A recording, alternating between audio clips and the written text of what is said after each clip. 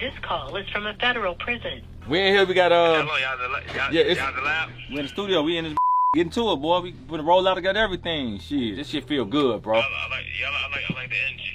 What y'all been putting together, and you know what I'm saying? Even the list of songs you sent me is good, so I know y'all putting better changes. So I know it's gonna be bigger and better, you know what I'm saying? It's finna hang up. Love y'all. Lil Durk went from platinum plaques to prison bars. After building a new image that included rehab, charity work, converting to Islam, and collaborations with Drake and J. Cole, he was supposed to be out of the streets for good. Instead, he's facing a federal indictment linked to a hit-for-hire plot, and his alleged downfall is playing out like a courtroom drama written by social media posts. But from jail, he's not shutting up, he's dropping music. His new album, Deep Thoughts, is already making noise. There's a phone call with Kanye, a surprise marriage announcement to India Royale, and a ton of speculation. Let's rewind though. By 2023, Lil Durk had finally escaped the trenches. At least that's how it looked. He'd gone from drill pioneer to Grammy winner, dropping radio-friendly hits with J. Cole, Drake, and even Morgan Wallen. He cleaned up legally too, announcing he was no longer a felon and backing it up by launching the Neighborhood Heroes Foundation, pledging millions to Chicago youth. He talked openly about rehab, getting clean off Xanax and lean, saying how rehab helped him a lot. Yeah, it helped. It helped a lot, you know what I'm saying? Just thinking clearer, you know what I'm saying? And see, my main goal is just peace, you know what I'm saying? Being with the family and staying out of bull. Politicians were giving him props on social media, particularly after his foundation helped rebuild neighborhoods in Houston after Hurricane Beryl in July 2024. I'm State Representative Jarvis Johnson out of Houston, Texas, District 139. So I have to thank my man, Lil Durk, for the donation of helping us to be able to buy equipment, to pay some of the workers. Publicly, Durk was done with the street life. Privately, though, it was a different story, because in late 2023, he was arrested in Miami and indicted in a federal hit-for-hire plot. Prosecutors say Durk orchestrated a hit on Quando Rondo in retaliation for the 2020 killing of King Von, Durk's best friend and OTF soldier. Von was shot outside an Atlanta hookah lounge after a fight with Quando's crew, and ever since, the streets and social media have been screaming, "Slide for Von." According to court docs, Durk allegedly did just that. And Von we trust. You said what?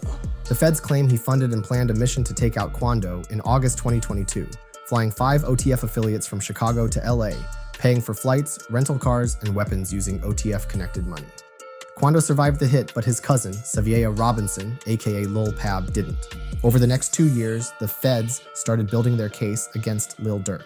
They supposedly have over 200 gigabytes of data and 20,000 pages of evidence against him, including things like him writing, "Don't book no flights under no names involved with me."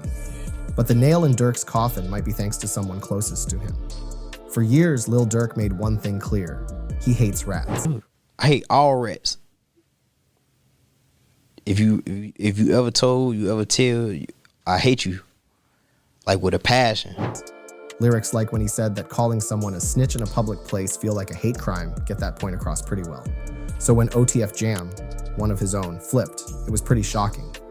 And people like DJ Academics were surprised. There's the rumor that's going around that there's an individual that goes by the name of OTF Jam, and they're saying that he wore a wire. I'm thinking we're in 2024. Why wear a wire? You could just put your phone on the table and record the whole. According to court documents, Jam cooperated with federal investigators and wore a wire during multiple conversations. The feds say he recorded Durk talking about payments, retaliation, and details of the Lil Pab hit. They got a lot of those gigs of data and pages of evidence I mentioned earlier thanks to Jam, including audio, DMs, text messages, and money transfers, all allegedly tying Durk to the planning and funding of the shooting.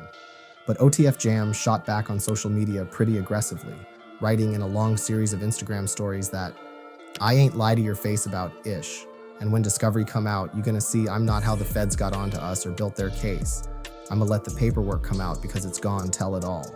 But whether OTF Jam was wired or not, whether he was a snitch or not, the feds built their case, and in October 2024, they snatched up 5 OTF members they think were involved in the failed hit on Quando Rondo that took out his cousin. 5 alleged Chicago street gang members now facing federal charges in connection with the shooting death of a local rapper downtown. The charges announced today by the U.S. attorney, who says social media played a role in this case. Durk then allegedly tried to flee the country.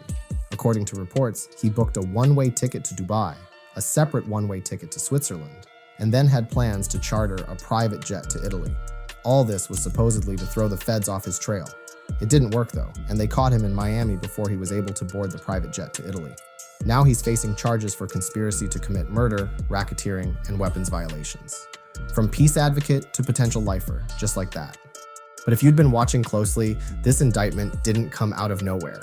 Durk had spent the last 2 years in a strange in-between space, publicly pushing a clean image, but still dropping hints that something darker was bubbling underneath.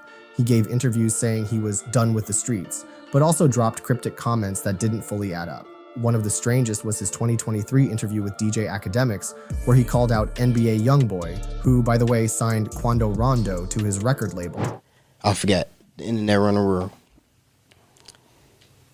Because if you ask a what did you do? What did he do to Vaughn? Nothing. Okay, cool. So why are you taking full responsibility like you just like did something to Vaughn? He kept posting Vaughn tributes, and when asked about revenge, he played coy, never confirming anything, but never denying it either. Even as he launched Neighborhood Heroes, people noticed he wasn't exactly distancing himself from his old circle. OTF stayed close, and the energy stayed heavy. He didn't squash beefs. He didn't extend olive branches. He just stopped talking and let people guess. The message was always split. I'm bigger than all that. But if I wanted to, I could still touch you. And now we get to the part where the authorities try to scrape through the lyrics of a rapper to see if they can find anything incriminating. This isn't the first time the government's tried to turn a rapper's verse into a courtroom confession, and it won't be the last. But now it's Lil Durk's turn in the hot seat. Durk got a song. It's called Hanging with Wolves. He says, I'm the type to get on a jet when I got a warrant. That's in reference to how Lil Durk was caught trying to board a private jet out of the country.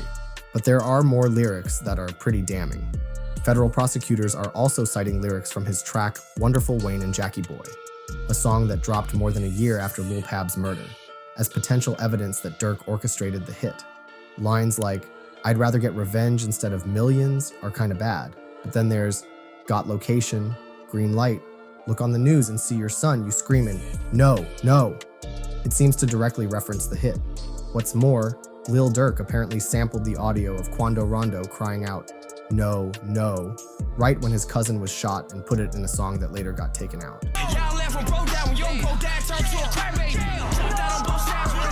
Again, that no at the end was Quando, crying out, right after his cousin got shot dead in broad daylight.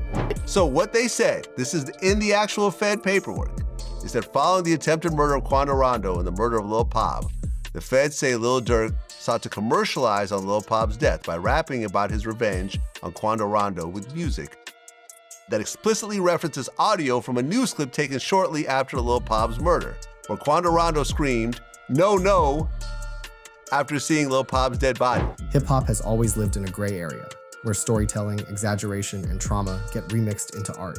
The culture gives artists room to play with that myth. But according to some like DJ Academics, the inclusion of Quando's audio is the main difference between traditional gangster rap and the new generation of drill rap. Intuitively, that's why drill killed gangster rap, because in gangster rap, you would describe it.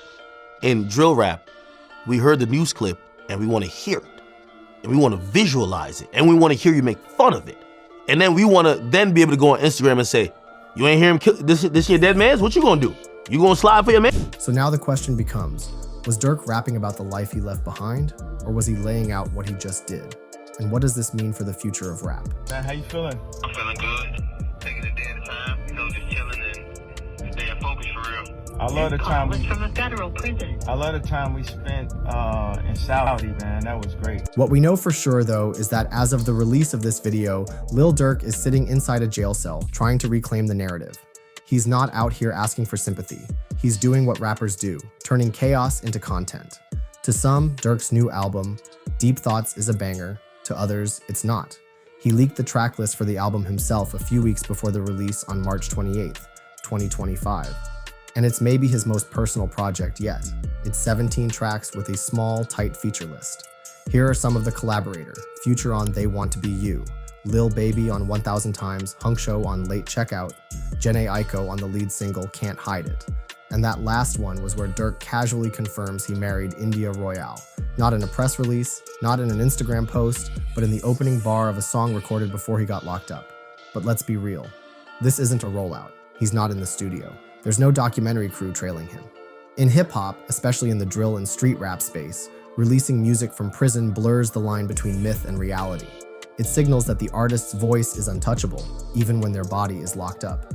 For some, it boosts street cred. For others, it confirms that the rapper is really about what they rap. But there's a major distinction between old-school gangster rap and today's drill. The former told stories about violence, while drill often documents it in real time. Rappers aren't just referencing beefs, they're naming names, dropping locations, even sampling real moments, like Quando Rondo's now infamous "No No Cry" after Lil Pab was shot. That's the difference. Drill doesn't just talk about the streets, it uploads the footage. So when a drill rapper like Durk drops an album from jail while fighting charges tied to lyrics and violence, it's not just music, it's evidence, art, and testimony all rolled into one. So what do you think? Will we see more of Lil Durk, or is this it for him? Let me know in the comments. And as always, thanks for watching.